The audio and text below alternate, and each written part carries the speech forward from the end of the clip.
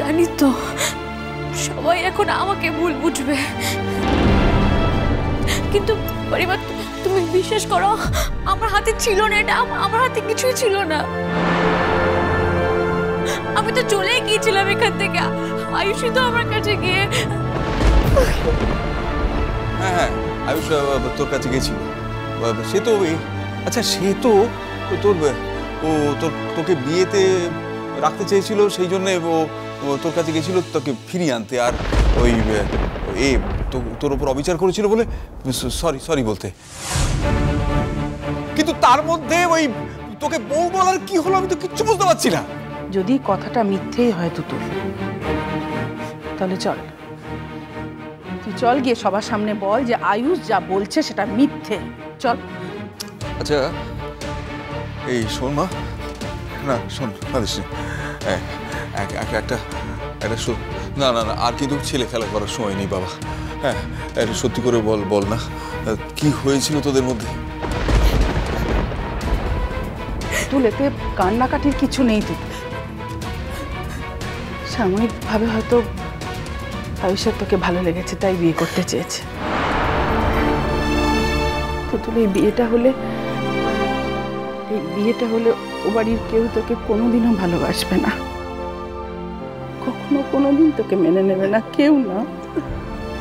মারে তোর বাপের বাড়ির দরজা বন্ধ, তোর শ্বশুর বাড়ির দরজাটাও বন্ধ হয়ে যাবে। আয়ুষ তো নক্ষত্র, কতদিন তোকে ভালো লাগবে? অনেক দিন ধরে নাও তো লাগতে পারে। তখন তুই কি করবি মা গো? ওই যে তোর বাড়ির বড় মা, আমার বড় বৌদি, তার মতো অনন্তকাল অপমানিতের জীবন, অন্ধকারের জীবন কাটাতে হবে। আর আমরা যে এখন তোর পাশে আছি না, আমরা তো তেমন ভাবে তোর পাশে থাকতে পারবো না। এত কথা আসছে কেন সেটাই তো বুঝতে পারছি না। আয়ুষের বাবা এত দূর জল গড়াতেই দেবে না। যেই মুহূর্তে আজ বেরিয়ে যাবে, ফিরে আসার মধ্যে তুতুলকে সরিয়ে দেবে। কি করি তোকে নিয়ে আমি কি করি? এত বড় ভুল করলি কি করে মা? নিজের পায়ে এত বড় করুন আমি, নিজের বাড়ি ছেড়ে, ঘর ছেড়ে, স্কুল ছেড়ে চলে এসেছিলি, তাও বিধাতা তোকে সুযোগ দিয়েছিল, তুই প্রপার কলকাতায় থাকতে পেয়েছিলি, একটা ভালো স্কুলে পড়ার সুযোগ পেয়েছিলি। কোথায় নিজের পায়ে দাঁড়াবি, 10 জনের একজন হবি, তা না করে তো বয়স বেশি নয় বা এতটুকু মেয়ে, তুই স্কুলের গন্ডিটাও তো ছাড়াসনি এর মধ্যে।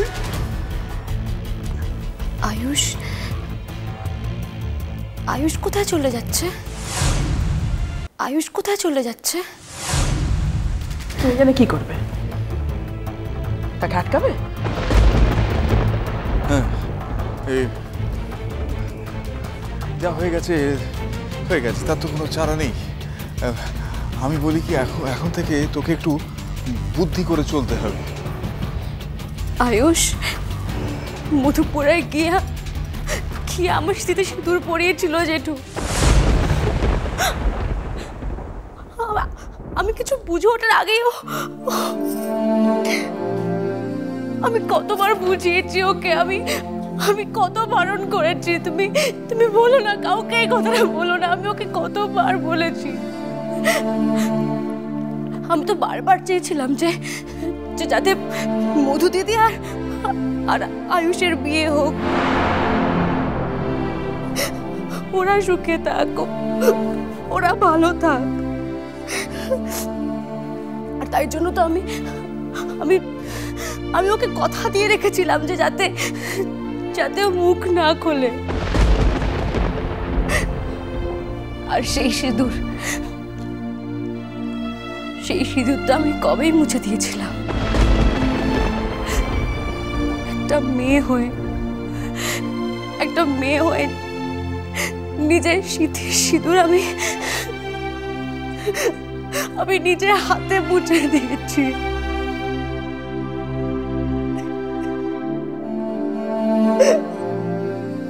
তারপরও তো সব দোষ আমার হলো, সব আমার দোষ হলো জেঠু। কি বলবো তোকে বলতো? আমার কিছু বলার নেই।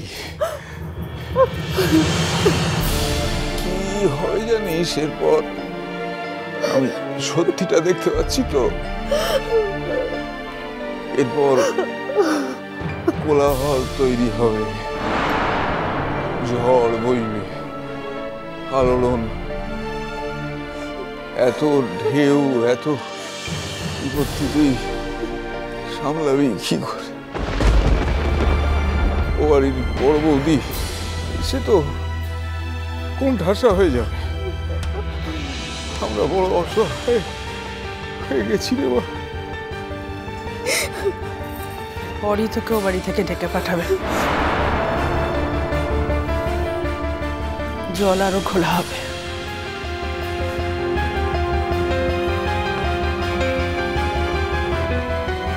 মধুশ্রী তোকে ছেড়ে কথা বলবে না। আর ও যে কি কি কাণ্ডটা বাঁধাবে সেটা ভাবলেই আমার গা শিউরে উঠছে।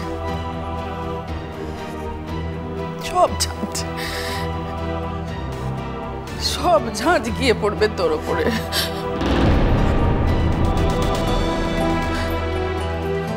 আয়ুষের কেরিয়ারের জন্য তোকে দায়ী করবে, সামাজিক সম্মান ক্ষণের জন্য তোকে দায়ী করবে। সব দোষ গিয়ে পড়বে তোর ওপরে। এত দোষ নিয়ে বাঁচবি কি করে মা? আমি কি করবো? আমি এখন কি করবো? আমি এর উত্তর আমার জানা নেই রে মা, আমি জানি না। ঠাকুর,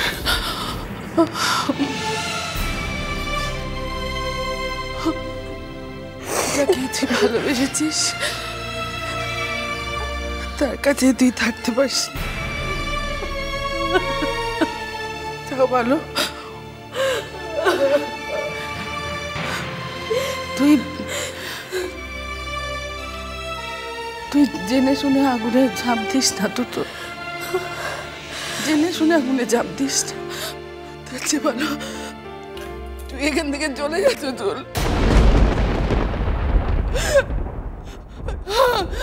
তুই এখান থেকে চলে যা।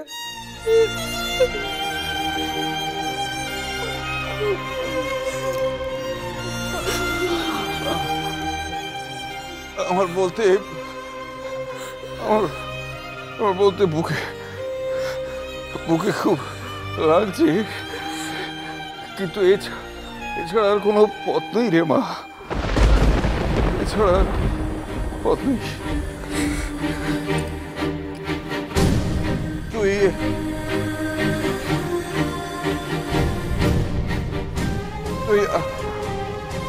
আয়ুষ ফিরে আসার আগে তোর বাবার কাছে ফিরে যা, ফিরে যা।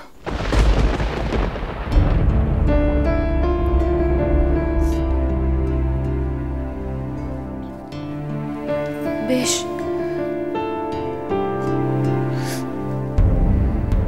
তাই হবে। চলে যাব আমি,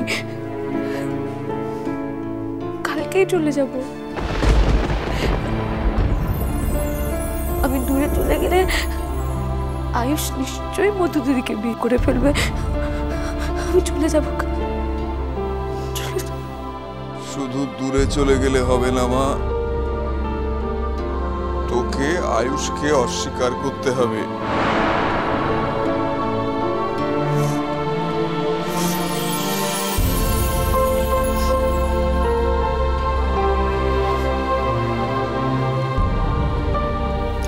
ভালোবাসতে গেলে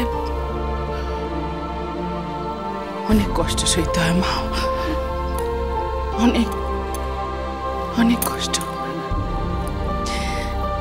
অনেক ত্যাগ স্বীকার করতে হয়।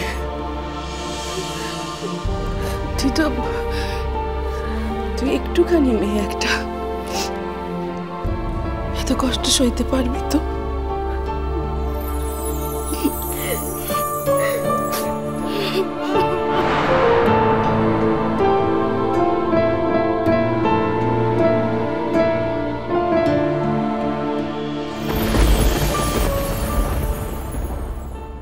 আমি আমার বড় মার পা ছুঁয়ে কথা দিচ্ছি যে আয়ুষ ফিরে এসে আমাকে আনতে চাইলো আমি তাকে কি? তুমি তাকে কি বলো?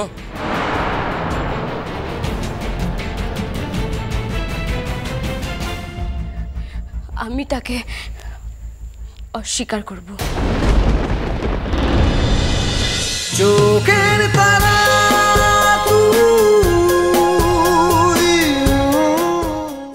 স্টার জলসার প্রিয় শো দেখার জন্য সাবস্ক্রাইব করুন আমাদের ইউটিউব চ্যানেলে এবং আপডেটেড থাকার জন্য প্রেস করুন বেল আইকন। চলো চলো চলো চলো পাল্টাই।